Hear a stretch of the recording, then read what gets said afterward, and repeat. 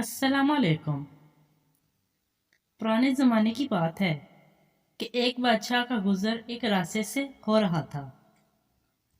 रास्ते पर जाते हुए बादशाह की नज़र एक मजदूर पर पड़ गई।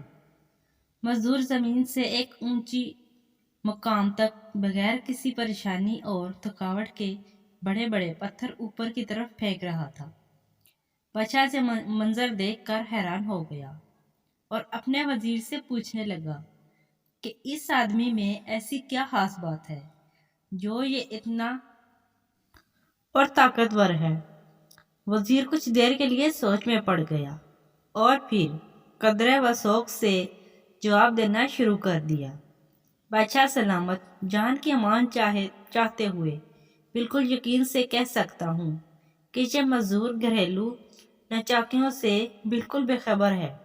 इसकी बीवी इसे दिलो जान से प्यार करती है और वो हर काम करती है जिससे मजदूर को खुशी मिलती है और इस काम से दूर रहती है जिससे मजदूर को ठेस पहुंचती है। दरबार में आते ही बादशाह ने अपने 2-3 दरबारियों को हुक्म दिया कि जाकर मजदूर की जिंदगी के बारे में सब कुछ मालूम करके आओ। दरबारी मजदूर के घर पहुंच गए और ये मजदूर की जिंदगी का एक एक लम्हा नोट करते गए। हफ्ता भर दरबारियों ने मजदूर के बारे में काफ़ी मालूमात इकट्ठी की और वापस दरबार में पहुंच गए। बादशाह ने एक एक करके सबसे पूछना शुरू कर दिया। सबसे पहले बादशाह ने ताकत और मजबूती का राज जानने के लिए पूछा कि वो क्या खाता है।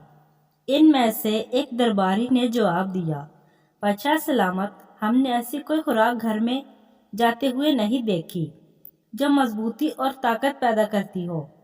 बादशाह सलामत, आम सा खाना ही वो घर लेकर आता है। बादशाह ने इसकी जिंदगी के बारे में सब कुछ दरियाफ्त किया, लेकिन इसे कुछ भी खास नजर नहीं आ रहा था। आखिर में बादशाह ने दरबारियों से दरियाफ्त किया कि आप लोगों ने कभी मजदूर को घर में तेज आवाज से बात करते हुए सुना था? तो सब दरबारियों ने एक जुबान होकर नफी में जवाब दिया। फिर पूछा गया, कभी हंसी की आवाज़ सुनी थी? सब ने दरबारियों ने एक बार में फिर एक जुबान होकर हाँ में जवाब दिया।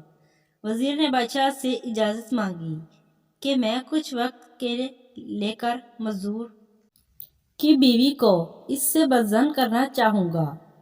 इसके बाद आप देख लेना, वो काम तो क्या सही तरह से चलना भी भूल जाएगा। बादशाह ने इजाज़त दे दी। वजीर ने रुपया पैसा देकर एक खूबसूरत और नौजवान लड़के को मजदूर की बीवी को बरगलाने के लिए भेज दिया। मजदूर जब मजदूरी करने के लिए घर से निकला जाता तो नौजवान लड़का मुख्तलिफ किस्म के तोहफे ताइफ लेकर मजदूर की बीवी को दे दिया करता था। मजदूर की बीवी बेरावी इख्तियार कर गई। अब मजदूर की बीवी मजदूर से मीठे मुंह बात करना भी गवारा नहीं करती थी। दोनों मियाँ बीवी के दरमियान आन-बान शुरू हो गई।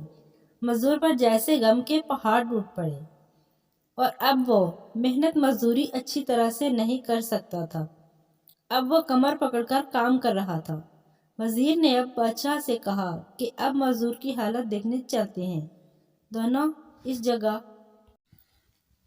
पहुंच गए जहां मजदूर काम कर रहा था। बादशाह इसकी हालत देखकर हैरान रह गया। अब वो एक पत्थर उठाने में वक्त महसूस कर रहा था। एक पत्थर उठाकर वो आहिस्ता आहिस्ता चलता हुआ पत्थर दूसरी तरफ रखकर आता था। बादशाह से उसकी ये हालत देखी नहीं जा रही थी। इसने फौरन हुक्म दिया कि अब इस बेचारे मजदूर की जान बख्श दी जाए। वजीर ने मजदूर को बुलाकर सब कुछ समझा दिया कि दरअसल आपकी बीवी आपसे बहुत प्यार करती है, लेकिन बादशाह सलामत को ये बात साबित करने के लिए हमने एक चाल चली और आपकी बीवी आपसे बेवफाई कर गई। मजदूर समझदार आदमी था। वो घर आया और जब मगरिब की अजान होने लगी तो मजदूर लोटा उठाकर तारक के लिए चला गया।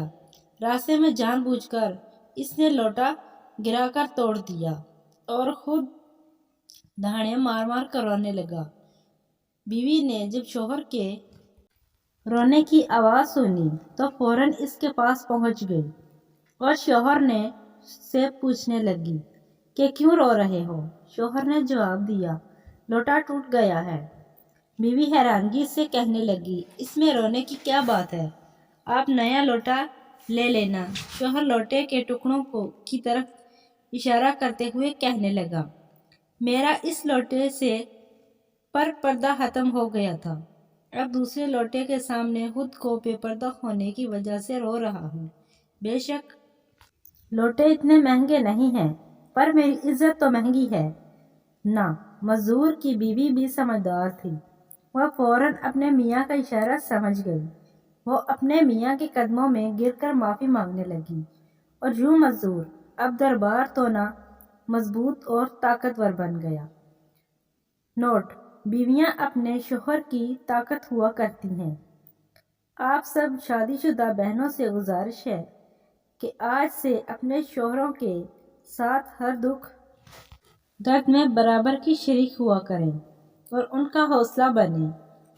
اور جو بہنیں غیر شادی شدہ ہیں، اللہ ان کے نصیب اچھے کرے، اور جن بھائیوں کی شادیاں نہیں ہوئیں، اللہ ان کو نیک سیرت، خوبصورت اور ایسی بیویاں عطا فرمائے جو ان کی طاقت اور حوصلہ ثابت ہوں۔ آمین۔